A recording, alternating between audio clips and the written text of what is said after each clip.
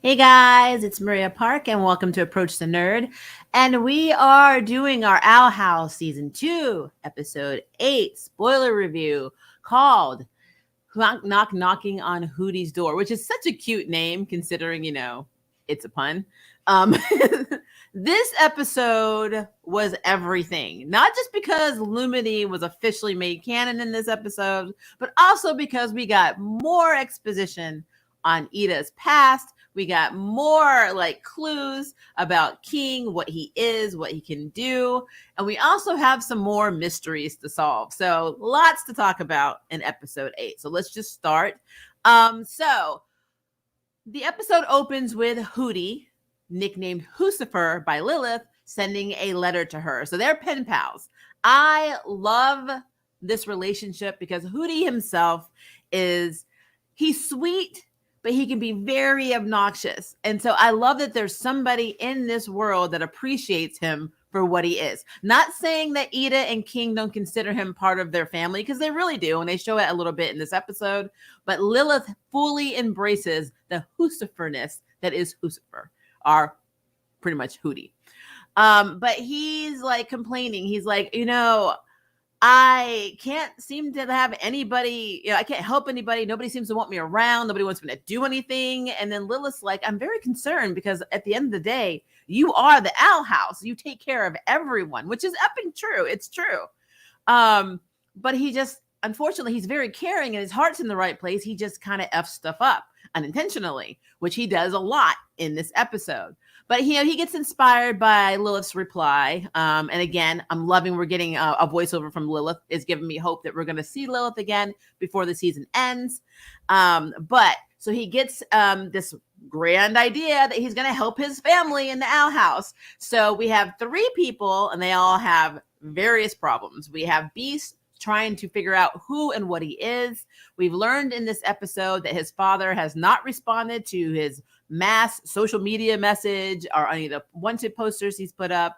So he's in his feelings. He doesn't know what he is, and he's trying to figure out how. And they kind of imply that he's also going through puberty. Then we have Ida, who is struggling a lot, especially after the encounter with Rain and what happened, with Rain being taken, and her knowing that Emperor Belos is up to something. So she is obsessed with getting strong. She's obsessed with training. She's not eating a lot. She's not sleeping. She's really, Hootie is very concerned about her well-being. And then we have Luce, who's trying to get the Echo Mouse, to give some insight into what Philip did. Like, how did Philip open this portal to the human realm? How did Philip even end up in the Boiling Isles? Like, all of this information that the mouse devoured in the journal, Luce is trying to get. But on top of that, Luce is also agonizing on how to ask Amity out. So we have Hootie trying to solve 3 problems, 3 people's issues. And I love how the pacing of this episode went, because actually it went very smoothly in that it played out. We saw 3 different scenarios. So he decides to help King first. So King, he's like, I'm going to figure out what you are, what type of demon you are. And since I'm the only other demon in the house, I'm the only qualified one to do it. And it is hilarious. They test him for the 3 types of demons that are in the Boiling Isles. There are the beast types, the bipeds, and the bugs. So they start with bugs. So with bugs, you do like this and kind of dance. Like, it's almost like an interpretive dance with each other, but it's a language for them.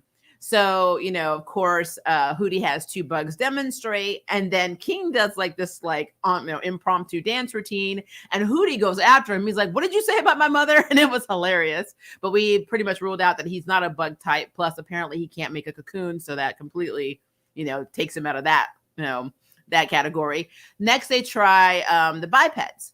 Well, he has, I've seen this character before. I don't know why I don't remember this character's name, but there's another character. The character's playing on, playing a game, which looked like either a phone or a Switch. Probably playing Animal Crossing, because I'm obsessed. And basically challenges King to a magical duel.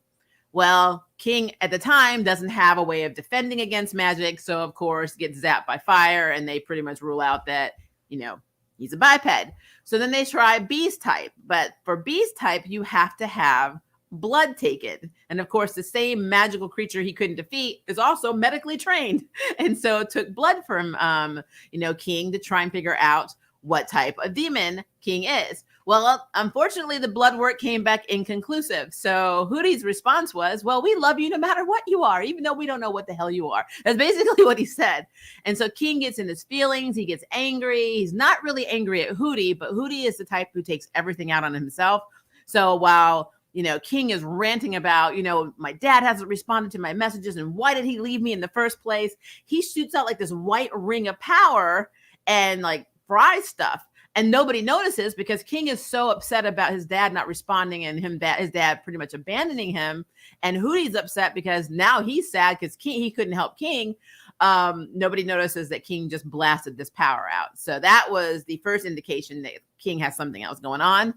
So we'll get back to that. Next, he's like, well, I'm going to try and help Ida. Now, what I loved about this is he bakes these cookies with these, he puts like sleep nipplum or whatever it's called in it, which makes you go to sleep. But apparently it also enhances your dreams.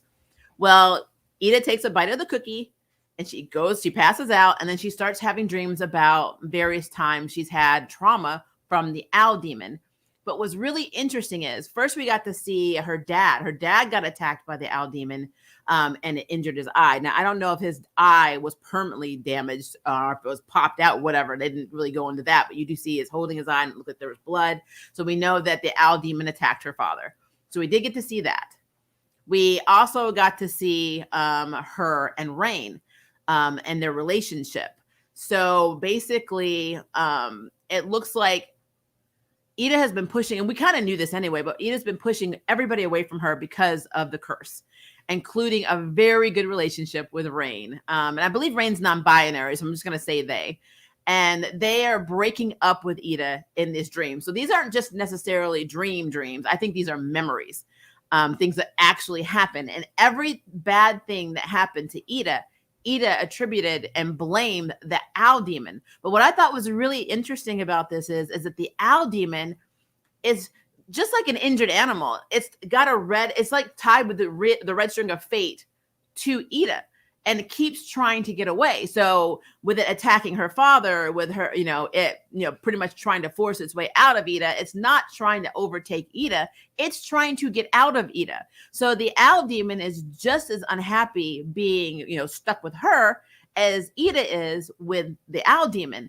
And what I loved about it was that she finally saw it. She saw that this, this owl demon is suffering. This animal is suffering. And so she goes and she feeds it a little elixir and it curls up on her lap. They form a little truce. And then Ida becomes a badass looking like owl harpy type woman. She has on a long dress. I mean, she looked really cool. And she's embracing it. So now her and the owl demon are living as one. So owl, she's still going to take her, elixir so the owl demon doesn't get out of control because it is an animal. And it's just like any caged animal. If they want out, they're going to attack. So she does need to keep it in check, but they've agreed to have like this, alliance where they accept each other until they can figure something else out. So I did love that. That was really, really cool. And then all of us Lumity fans lost our minds in this because all of the dialogue was perfect, by the way. So Luce is like in her feelings. She goes into her room and she's talking to the mouse, the Echo Mouse, and she's like, if you don't want to tell me how Philip opened this freaking portal to the human realm and how, anything about Philip, then tell me how to get into Amity's heart. And we're like, what? So this tells me that Luce has been suffering since Amity kissed her because Amity has not been around her. And she even said, after she kissed her, she's like, okay, goodbye forever. And I think she was kind of serious because she didn't go to school. She didn't go see her in the match last week when they were all racing. So she has not been contacting Luce at all. And I think it's been driving Luce a little crazy. So she is literally struggling on how to ask Amity out. Plus, she says everybody back in the human realm thinks she's cheesy, so she doesn't want to mess it up. So she's like, "What do I do?" So here comes Hootie, our Husifer. He's like, "I'm gonna fix your problems." So he writes this crazy little note, and it pretty much to summarize it. I'm not gonna say this poem. He's like, the only way to have true love is to basically go into the ground or something like that. And she's like, "Wait, what?" And then she flips it over, and it's like, "Oh, I meant the basement." And she's like, "What is happening?" And we have a basement, which shocked me too. So then she goes down to the basement and she sees like this silhouette. It looks like Amity. Is actually a wig on a stand, but it looked like Amity. And she's like, "Why would Amity be in our basement?" And then she sees like something struggling, this like cocoon-like thing on the ground, and like a bone pops out, and then it just happens to be Amity. So Hootie went to Amity's house and kidnapped her and like brought her back. And I will say this about Hootie. Hootie is resourceful as hell. I don't know where Hootie got the money for this, but Hootie built an entire tunnel of love underneath their house. So they fall through this trap door, which where the hell the trap door came from, I have no idea. We just have to suspend some disbelief, guys, because Ida's struggling to feed these people. So I mean, I'm trying to figure out where this money's coming from, but they go down there. There's they're in a big like pink like swan or whatever, and like they're floating through this tunnel, and like everywhere you look, it's got cute little messages like "Be mine, be mine, Amity," and like at the bottom it's like "Amity, you are cute," but it's like the are cutie, and it has a Q and a T, and like Luce is hardcore losing her mind. She's like, "What is happening? I can't let Amity see this because then she's going to make fun of me and she's going to think I'm cheesy. And I really want to ask this girl out and I don't want her to think I'm a loser, basically." So she like starts using glyphs on everything. She's blasting things. She's throwing plants and freezing stuff. And Amity at first was like blushing. And then she kind of got like in her feelings because she was like, "Oh, so you actually don't mean any of this." And you could see it on her face, how disappointed she was. And Luce tried to play it off. She's like, "Oh, this wasn't me. This was Hootie's idea." And she's like, "Yeah, why would you want to date me? I mean, that sounds crazy." And you can see Luce was like, "Ah, crap. I did not mean to say it like that." But of course, Hootie interrupts them because, when Hootie gets upset, he becomes a weapon of mass destruction for that house. And so he's trying to break out. So he's tearing the house apart. So there's a part where Luce and Amity come out and they're talking, and of course, Ida catches King because he's up on the roof and he falls, and so she's flying. They're like hovering in the air, and this big boulder comes and like is about to crush Luce and Amity, and then all of a sudden King like screams for Luce to get out of the way, and then he opens his mouth and a big white ring of power comes out, and it literally not only does it crush the boulder, it's like pink psychedelic stuff is going on. It's like, I don't know. It looked really, really cool. And, he was like, "That was me. I got powers." I was like, okay, that was cool. But Hootie's still in his feelings because he's like, "I can't help anybody." And Ida's like, "You helped me." And King's like, "Look at me. And now because of you, I don't have powers." He's like, "But I didn't help Luce." And so King's like, "Lie to this man, lie to him. Tell him he helped you. Whatever he was trying to help you with, lie." And so Ida's like, "What did he try to help you with?" And so Luce like whispers, "I want to ask Amity out." And it was really cute. And so Ida's like, "Well, I can help you, at least make the mood a little better than somebody crashing the house." So she takes Hootie and they fly up. And the cutest scene happens of all of the outhouse and with all of the history of Illuminati. Literally, Luce is struggling to ask out Amity, and she's like, "I've been wanting to ask you something for a while," but she basically wanted to be perfect. But I don't know what my future holds, but I know I want you in my future. I want you in it. And then she tries to say, "Will you go out with me?" But I guess Amity was so impatient, she just blurted out, "Do you want to go out with me?" And Luce was like, "Damn it, I worked up the nerve." And so Amity's like, "All right, go ahead." So she finally says, "Will you go out with me?" And Amity said yes. And then they hold hands, which is really cute. And you see, Luce rubbing her thumb across her hand. And then she's like, "Why is this so scary?" And then Limity's like, "I don't know." I thought it was effing hilarious. But then Hootie was like crying. He's like, "Yay, it worked." And I'm like, Lord have mercy. This is insane. All right. So that's the cuteness. Lumity is official. We all can say yay. Now, will they still try and throw some love drama at them? Maybe even a love triangle with the Golden Guard? More than likely, because next week is, I think, the episode where Amity gets sick, and not Amity, Luce gets sick, and Amity has to go on this quest to find an ingredient. And in the synopsis, it says somebody else is going to go and do it too. I don't think it's Ida. I don't think it's going to be Lilith coming back. I don't think it's going to be anybody in the house. I think it's probably going to be Hunter.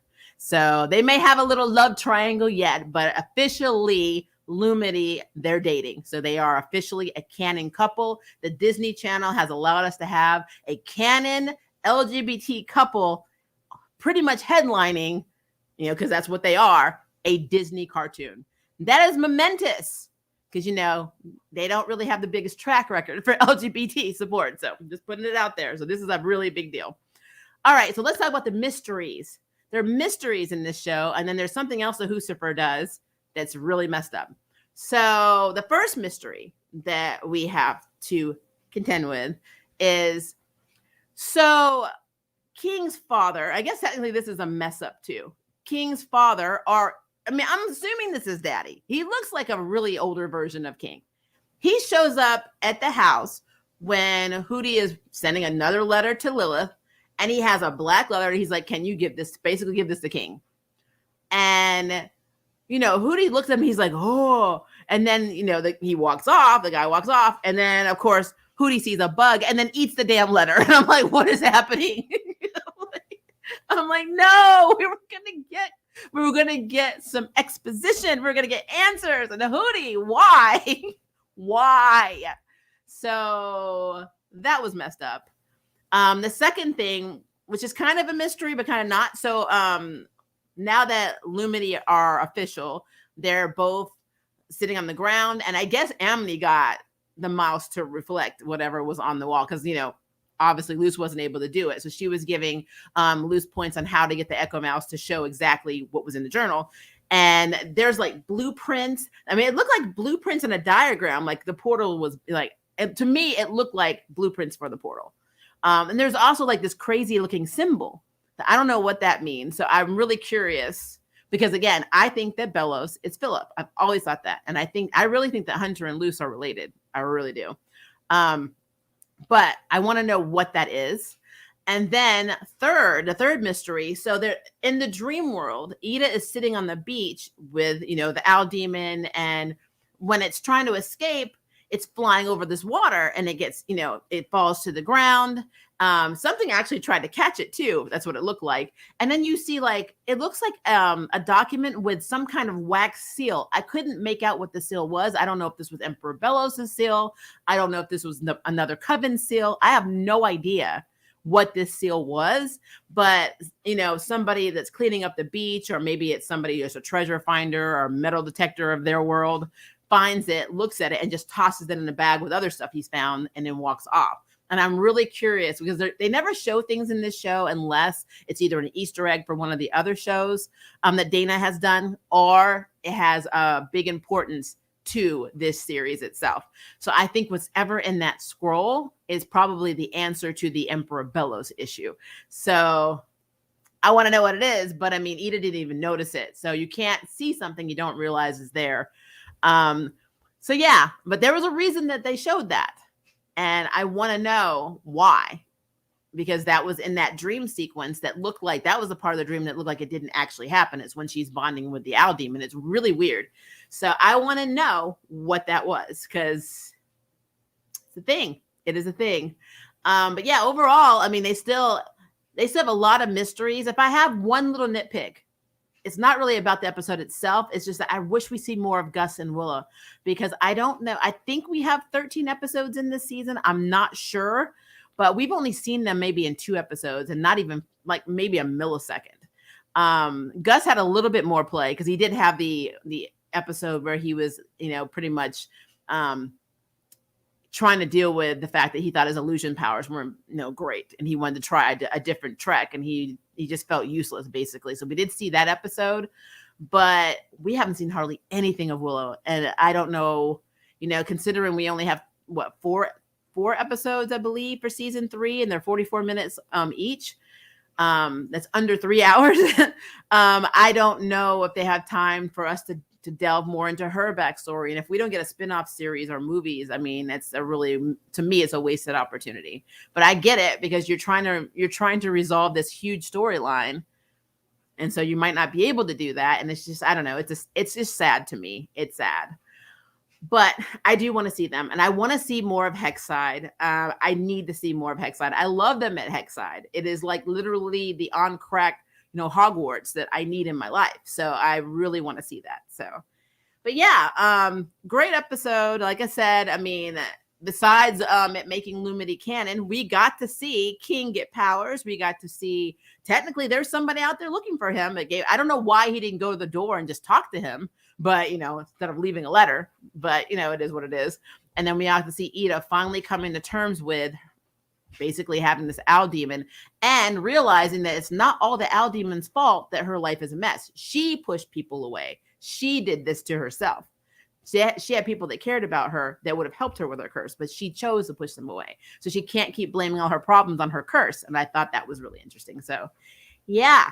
Loved the episodes. Let's go up. Let's see, people are commenting. Hi, Mercenary. How are you? Hi, Chris. I saw it this morning and I was all misty-eyed for Luce and Amity. I was also happy to get a Lilith cameo. It makes me happy. Yeah, anytime, even though it was only a voiceover, anytime they bring Lilith in, I'm excited. So I'm really happy. Hi, Ryan. Yeah, I've not seen you in a while. How are you doing? I love this episode so much. I'm so happy King is figuring out more about himself. Always love when we get more about Ida's backstory. Yep. And Ida and Rain. Yes, please. I want them back. Lumity is canon. I mean, there was so much in this episode. And what I loved also is they did so much, but it didn't feel like they were overdoing it. Like some episodes, it's like they throw everything in, all the kitchen, pots and pans and everything into one episode, and it's convoluted. It didn't feel that way. It literally showed Hootie going on separate adventures, trying to help, screwing up, and all of these side effects of that, and all of it was really cool. So yeah, I love that. And Rain and Ida are adorable. I really need them to be back. But poor Rain right now, they are trapped in a world of sleep, a world of, I don't know, suspended animation. I mean, there is a curse right now. We know Rain is not dead because the Emperor needs Rain, but we don't know the extent of what. We know the Emperor is trying to siphon all of these powers, probably to push or to take all the powers and siphon them into the portal that he's building, or to cure himself. I don't know. Either way, it's not good. So I am excited for what happens with that. Also, Hootie was a whole mood this whole episode. I like Hootie. The voice for Hootie grates my nerves. And I think they did that on purpose. They're trying to show you that this character could be very obnoxious. So, yeah. Hootie's the ultimate wingman. Unintentionally, yeah. Maria, you're awesome. You're open-minded, compassionate, etc. You're incredible. I say this because I'm tired of all the racial hatred on TikTok. Pop culture should bring us together, never divide. I agree with that. Thank you, Nick. I don't get it. Yes, I'm day drinking.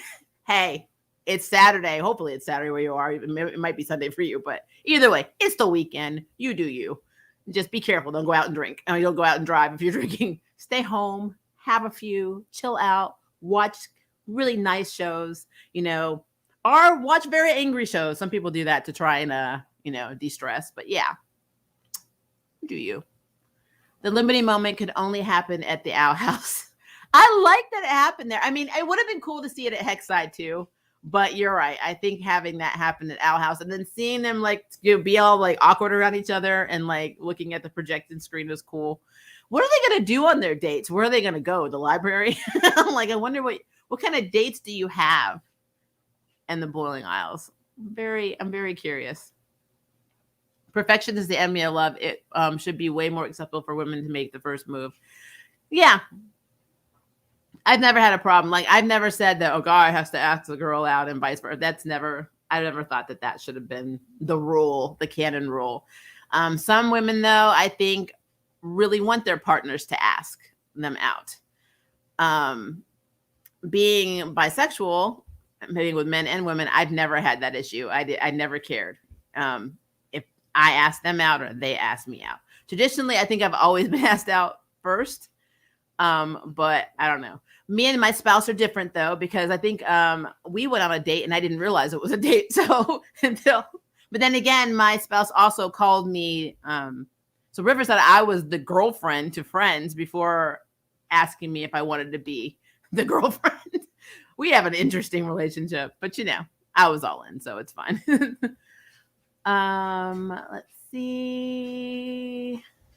I really hope the Golden Guard relationship with Luce is purely platonic. I think they're related. I think the Emperor Belos is related to the Golden Guard, which is why Hunter was adopted. And I really think they're cousins. I don't know why. We don't know anything about Luce's dad. It's just like King. King's looking for his father, but what about the mother? Where's King's mother? Do they not have mothers? So it's like I don't get it, because we know Ida has a mother and a father. Lumity does too. What's going on with Luce's dad? Why don't we have backstory about him? Who is he? Where is he? What was he? And then King. Where's King's mother? I really want to know. We know that. We know Gus has a father. I don't know if we've ever figured out about the mother, and we know that Willow has two dads. So I don't know. I don't know, people. Goetia Storix is the owl demon. Huh. Is there like a symbol? I really want to know what that wax seal was on that document that the guy found on the beach. I really want to know what that is and what it says. Who is it from? I want to know. I kind of want to see more of Willow, Gus, Amity, and Luce, the group dynamic. I know, I love their friendship, especially so Amity did this whole speech about how she loved being around them and how they care about each other and how they listen to each other, and it makes them want to be a better person. And I'm like, but we never get to see them anymore. I really need the group dynamic. I want to see the on-crack classes again, like the things they have to do for school. They're just crazy. I want to see all that. So yeah, I agree. Hi, Ray. I miss the core group too.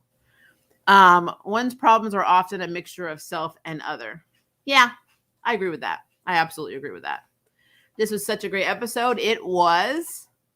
Belos is going to use all the magic of the covens to break the curse and get back to the human realm. I think that is exactly what's happening. Maybe there are two options for Belos: magically fix the curse or go to a place without magic. Huh. I wonder if that would help Ida too. Like if Ida were to leave the Boiling Isles, Bones Bureau, go to the human realm, would the owl demon cease to exist, because this is a world essentially without magic? What happens to magical creatures in the human realm? That is a really interesting question. That's an interesting, I like that. Or there is no curse. Maria, please review She-Ra. You and River remind me of a couple on there. Really? Please tell me what couple we remind you of. I would love to know. Is it Spinnerella and her wife? I have watched all of She-Ra. I did do a video about the whole controversy with Catra and Adora, which I still think a lot of people didn't see it because of heteronormative viewpoints. But everyone sees what they see. But yeah. Spinner. I know you're talking about Spinnerella and her wife. I really got to catch up on She-Ra. She-Ra's a really good show. How did you know? Because I knew. I knew we wanted Adora and Catra. So the only other couple we could have been was going to be them. Just say, but who is who? I already know what you're going to say to that too. But yes, I probably will have to do an overview of She-Ra. I've been trying to watch the Masters of the Universe. I have not watched a single episode. I don't know how much involvement He-Man has in this series. I don't know if this is a more Masters of the Universe, meaning we're getting Teela and everyone else, their stories. I don't know if Teela's Man of Arms. I don't know if her dad's dead. I don't know anything about Masters of the Universe. But I have a friend, which has been on this channel. You know him, Jet Groove. He's been watching it. So he's going to be doing a review for me. And then just a heads up, I am still going to get a Black Widow review for you guys. I haven't watched it, but Joe's Geek Show it has. So I'm having him review it for my channel because I don't have time. Honestly, outside of Yelena's character, I don't have the willpower, the desire, anything else to watch that movie. I know that sounds horrible, but it is. When Lilith went to the human world at the end of season 1, she could still use her magic, but Luce couldn't do magic. Huh. Okay. But does that affect curses, though? Are curses transferable? I mean, technically, I guess they are magic, but I always see them as different for some reason in my mind. Like a curse and magical ability are different.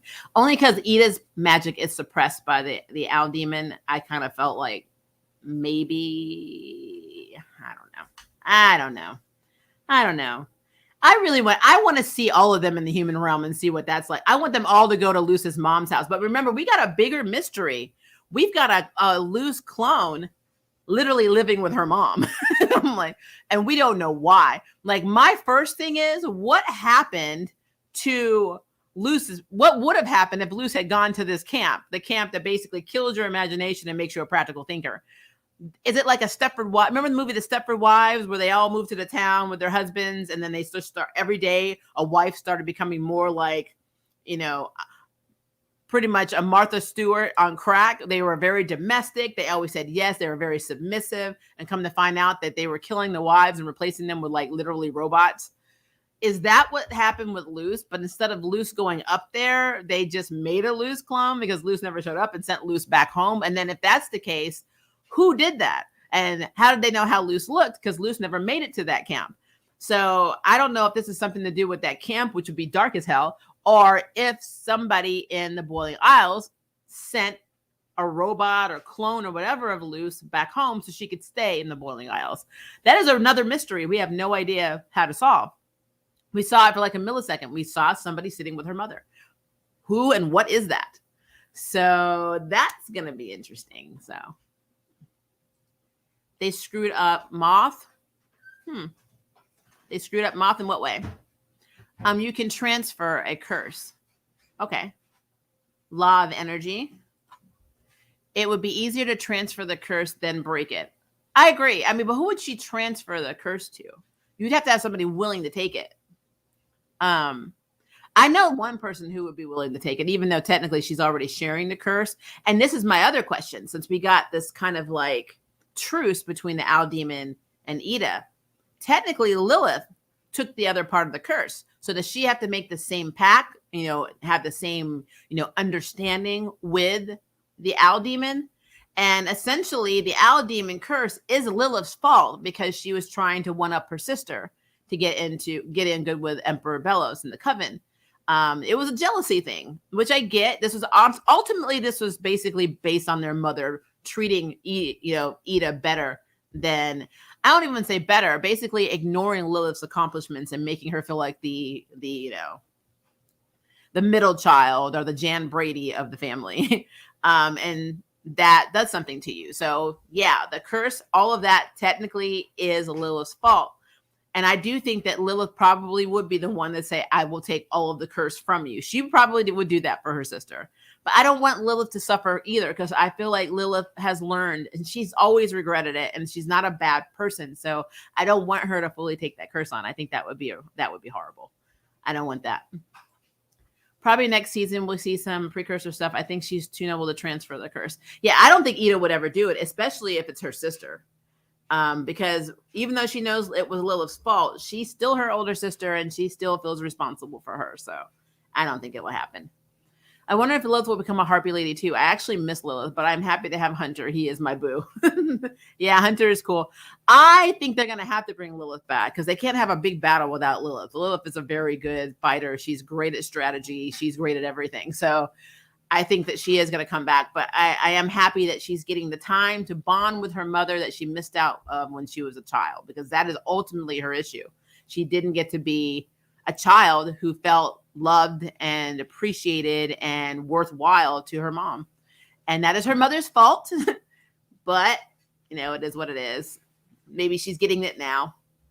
Luce had become so powerful that she was whipping those glyphs out like nothing. She's like, but they also say with adrenaline, you can lift a truck off of somebody. But she was like, oh, Lord, no. She was hopping through, throwing glyphs at things. Poor Amity. She went from blushing and like fixing her hair up and looking all cute to, why is she destroying all of this love? I don't understand. Like, why doesn't she want me to have nice things? I thought that was absolutely adorable. I think she is the middle of the hex side crew power-wise. Yeah, like I said, Luce, I think, is going to be a trump card in all of this because she's the first one to figure out glyph magic. And I think now that we know that there's a connection with that and, magic from the savage, land, all of this stuff is connected. I'm really curious because I'm going to be real with you. I don't think normal human beings could even come to the Boiling Isles and use glyph magic. And the reason I'm saying that is Emperor Belos has no magic whatsoever. He's lived there forever. And he's known about playing around with magical forces to try and get home. So that's probably how he got cursed. But he doesn't have glyph magic. And Luce does. And I'm wondering if there's just something in her that makes her not completely human. Wouldn't it be really interesting if we found out that her mother was actually from the Boiling Isles and came over to the human world to raise her daughter normally? And that the reason she wanted her to be normal and was even sending her to the camp where they basically pull out your imagination and stomp on it is because she didn't want to have any connection to that side. That would be interesting. And if it wasn't her mother, then she was married to somebody from the Boiling Isles and knows all about it. That would be cool. And then there's a reason why Luce is actually, able to survive over there and is there. I don't know. I just think that would be kind of cool. Not Willow, Amity, or Bosha, though. I've said it once and I'll say it again. Lilith Cawthorn is Abigail Jameson Kane. I see it. I see it. Luce is a magical human being. Yeah, I feel like there's a reason. I don't think any human can come over from the human realm and just start using glyphs. I really don't. I don't think that at all. Yeah, right. Unlike the Golden Guard or Belos who need external sources to wield. Yep. I want to see if she gives a glyph to Hunter if he's able to use it. That would be it. But if he does, though, I'm still convinced that they're related. They could be cousins. But like I said, I think there's a lot more to Luce than her just being a regular human. I think that there is a reason that she's able to use glyphs and so accurately. Between Luce learning primordial magic and Ida learning wild and savage magic is poetic that they are paired. I agree with that. I am super excited for the big Emperor Belos battle because I think it's going to be awesome. But I am also very excited for next week's episode because, Luce getting sick because she's allergic to something.